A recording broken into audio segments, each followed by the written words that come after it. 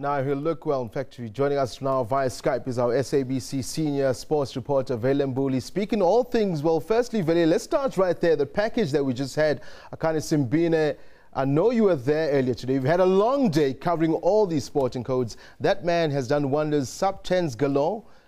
He's wanting to break the African record, and that means he'll come close to an Olympic gold medal, if not silver or bronze, at the Olympic Games if he does so.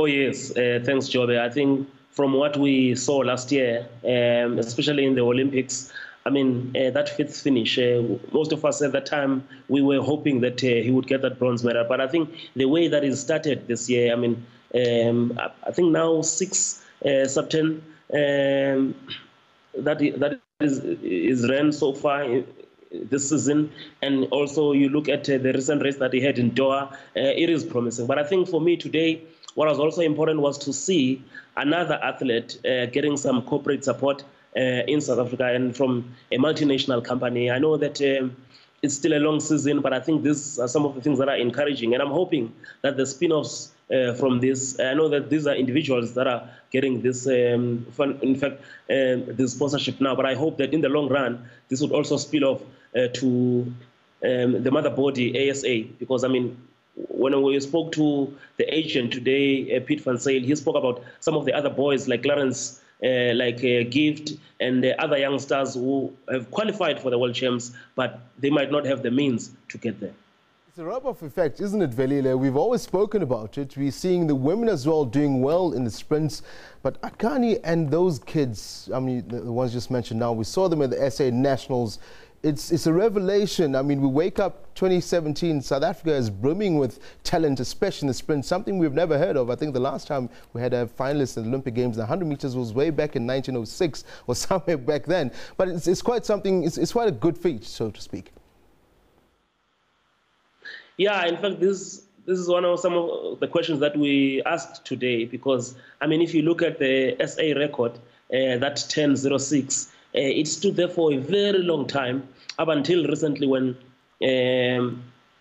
Mahakwe ran that first sub-10. And then now we have this situation where these boys, they're doing very well, our sprinters. But I think the future is looking very bright, especially when you talk about Wade van Niekerk will also be doubling in London later this year, and you also have Anna Sojobotora coming back as well, and you've got Akani in this form he is in now. I mean, for the first time in the Diamond League, you have a South African winning 100 meters. So even besides that, the sprints, I mean, you look at what Luvo Manyonga continues to do in the international circuit, and I mean, I think we're in for very interesting World Championships in London later this year as South Africans. I want us to move to backstage just now, but that Luvo Manyonga you just mentioned as well, great jumps. I think he's jumped 860 odd, 4 jumps in a row now.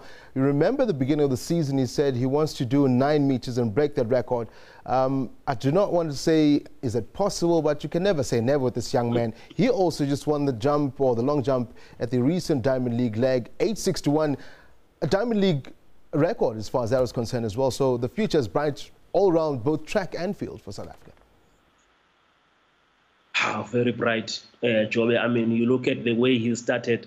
His first jump was 8.48 meters, and then the next one was 8.49 meters, and then this big one, 861. I mean, he started earlier this year with 862, then he went 865, breaking his own record, in fact, improving his own record. And before this, I mean, the South African record and African record was that 850 from Mukwena. But now you look at how Luvo Manyonga is turning everything around, and he's jumping all these distances now, and you wonder, come London, what he'll be doing. And the good thing is that by having these good distances, he also gets to have more invites from around the world. But I just hope that he will not be going for every meeting that's out there, because it's still early in the season, and as you know, the season starts early.